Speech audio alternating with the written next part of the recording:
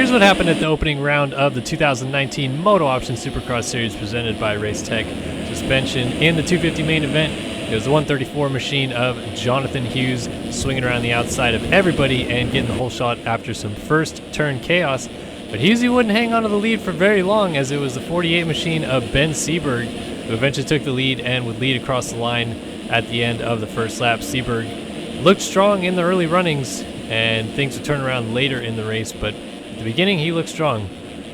By the midpoint, Devin Ryan was in a heated battle with Dale Mullins, as well as fastest qualifier Craig Richards right there on the 31 machine.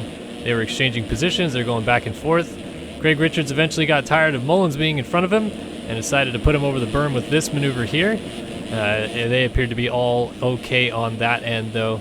As mentioned, Seberg looked good up front until a mid-race mistake cost him the race lead, casing this triple here and swinging around up over the bars.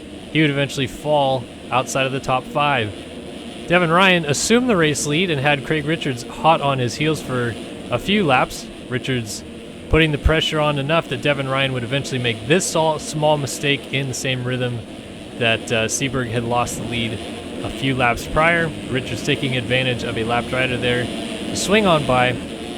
Jeremy Schiavaro in his return to racing, also battling with Dale Mullins here, a little past the halfway point of the race, putting the pressure on him. He'd eventually move into third and land on the podium in his first race back in Race Factor Gaming competition. But nobody could touch Craig Richards as the 31 machine cruised to the victory despite this last lap mishap. It was all him over the finish line, and he takes the win and the red plate into Glendale with him next week.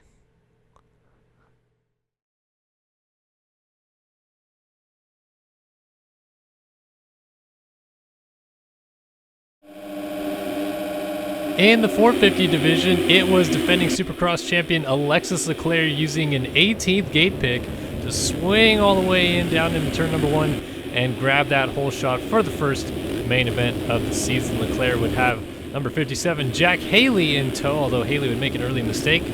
Leclerc looked to check out early and looked awful smooth doing so. He was clicking off consistent lap times and actually established a pretty comfortable lead in the early runnings. Would run into a little bit of troubles later. Meanwhile, Jack Haley was under attack from the number 4 machine of Jeremy Smith. They ran 2 and 3 in the early goings, with Smith applying some pressure but never getting close enough to quite make a pass on Haley as they tried to run down Leclerc. And Leclerc looked awful smooth in the first 8 or so laps until this small slide out really kind of closed things up in a hurry. Got stuck on top of the bridge, and before you knew it, Jack Haley's right on him, battling it out for the lead. And the two of them would go at it for a good couple of laps, actually, running nose to tail. Haley kind of waiting for his opportunity to make a pass while Leclerc was just trying to get back away, perhaps expand his lead.